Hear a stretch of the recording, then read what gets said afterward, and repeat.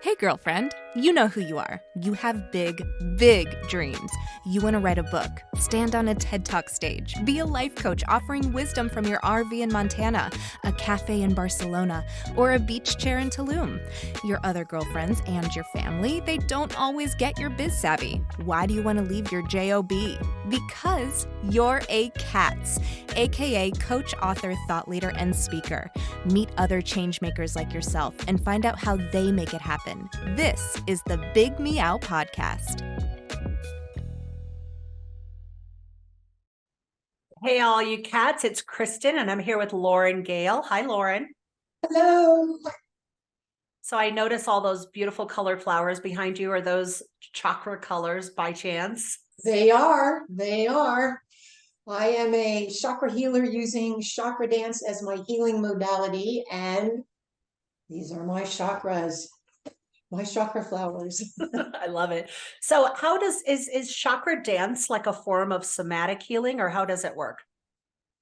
So chakra dance is based on Jungian psychology, and it's all about the fact that our unconscious mind controls 95 to 99% of everything we think, say, feel, or do. It's been around for 25 years, created by a woman named Natalie Southgate. And it's based on 4 healing pillars: music, so we use chakra specific music; movement, which is the somatic part of it. This is an inner dance movement; guided meditation; and mandala art. So it hits us at a variety of levels using 4 key healing modalities all in one. I love that. That sounds beautiful. You know, mandala is such a powerful concept for myself. I had a TV series called Mandala, and it was all about, the patterns that we have in our lives.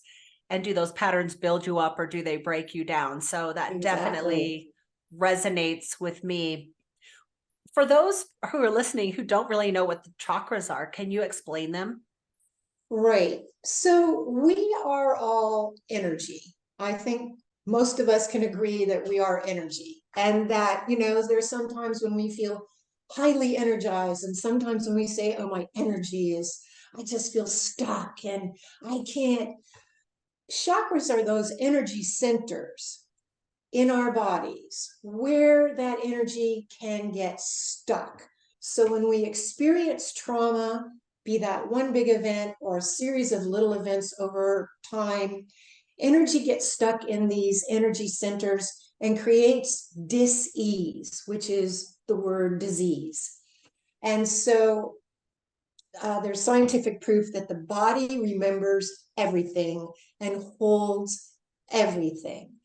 So the chakras are these different energy centers. There's actually 144 of these energy centers. Wow. Yep.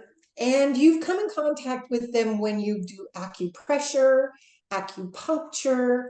They're all operating in what they're calling pressure points, but those are the chakras, those energy centers. I've heard of 7, but I haven't heard of that many. So how do we know if our energy centers are open and flowing or if they're needing some support? So getting back to, you heard of 7. We in Chakra Dance only work with the main 7, but I just want people to know they're everywhere. You can see it in your life. If you have relationships that are not working, if you are feeling stuck in your business, in your relationships, in your life, if you're people pleasing, if you're self-sabotaging, if you're getting in your way in any way, shape, or form that you can't seem to control, like there's a lot of us are paying big bucks in businesses and personally to try to quote unquote fix ourselves. But the key is we're not broken, we're just kind of stuck. The energy is stuck. And so it's creating, like I said, this dis-ease. Those are the symptoms of stuck, imbalanced chakras. You know your chakras are balanced when your life flows, when you experience joy, when you can experience connection, when you can speak up and stand up and feel aligned with purpose. Those are the big differences. So what inspired you to launch this business? You've been doing this. How long have you been doing this for? So I've been a chakra healer with Chakra Dance. I found Chakra Dance myself in 2018 and became a facilitator in 2019.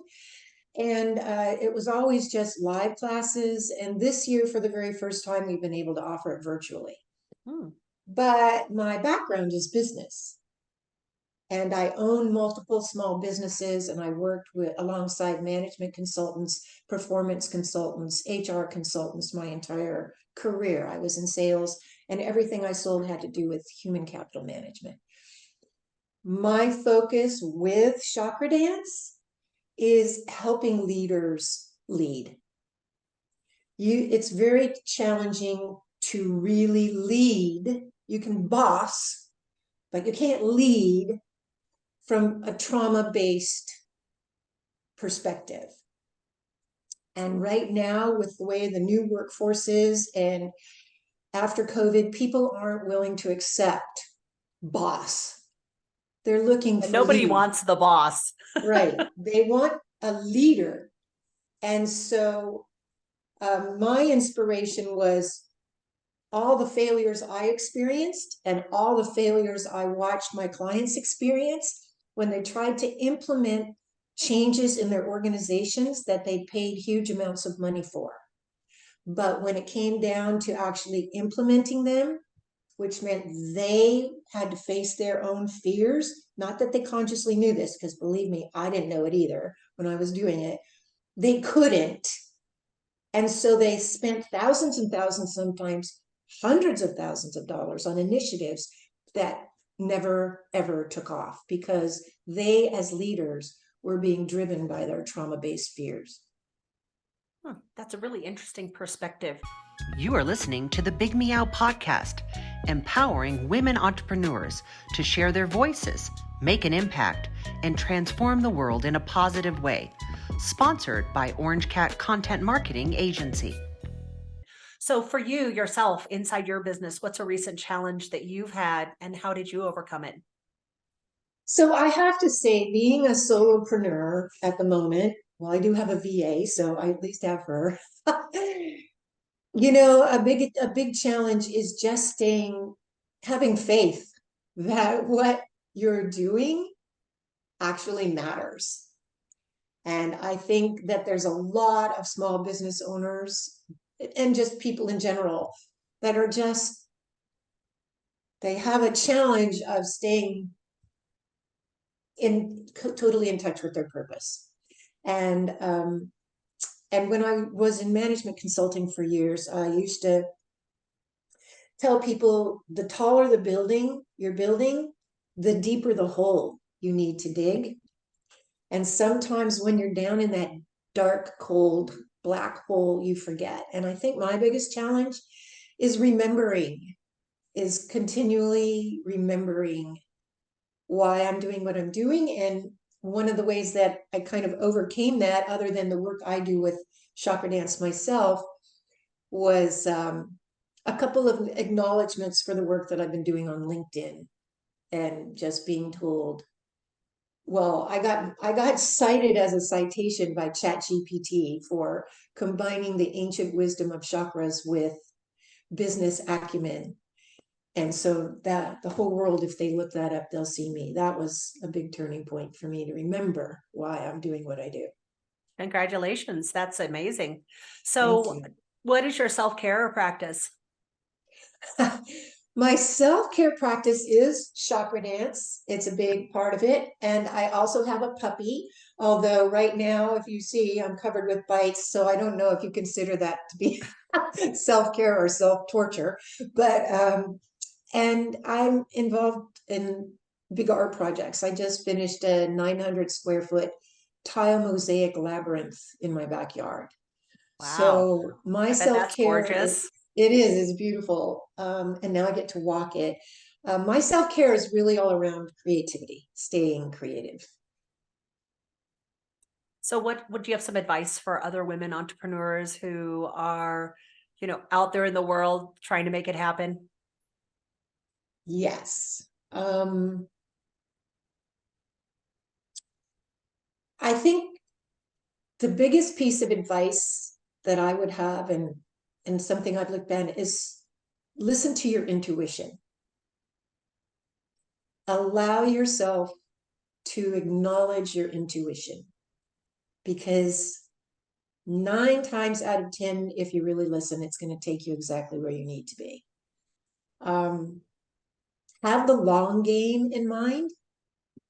Remember that when you're down in that dark hole, you're digging it for a reason.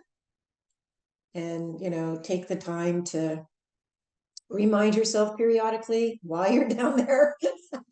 And then do whatever it takes to heal the trauma that's getting in your way. Because if you get stopped, it's that trauma that's saying no. It definitely surfaces sometimes when you're ready to have a breakthrough, and then all of a sudden it's like those triggers come up, and I think the sabotage and the anxiety and the procrastination, all the things that show up around that, and I think when you're an entrepreneur, that can be more noticeable. Right, because you're setting the rules. And a lot of times you don't have anybody else to have conversations with. You're in sort of a vacuum, and it's there's a difference between intuition and the voices in your head that are other people's stories. Right? Yeah, your intuition they're two different things, but trauma, our reaction to trauma is really our ego's way of attempting to protect us. So sometimes you have to acknowledge that it's there as a protection, but it's kind of like an overprotective mother. You can't. Good analogy. Yeah, it's got good intentions, but it's a little suffocating. Exactly. Exactly. Well, Lauren, what's next for you? Well, I have a masterclass coming up on December 7th called Elevate Your Impact, Transformative Tactics for Visionary Leaders. So I'm excited about that. I'm in the process of putting together a 9-day virtual Chakras in Business challenge. And then my goal is to launch my 9-month program, which is healing, leadership alchemy is what it's called. Awesome. Where can we find you? My website is Gayl, and it's spelled like my name here, Gayl, creativearts.com. Thank you so much for being with me on the Big Meow. My pleasure.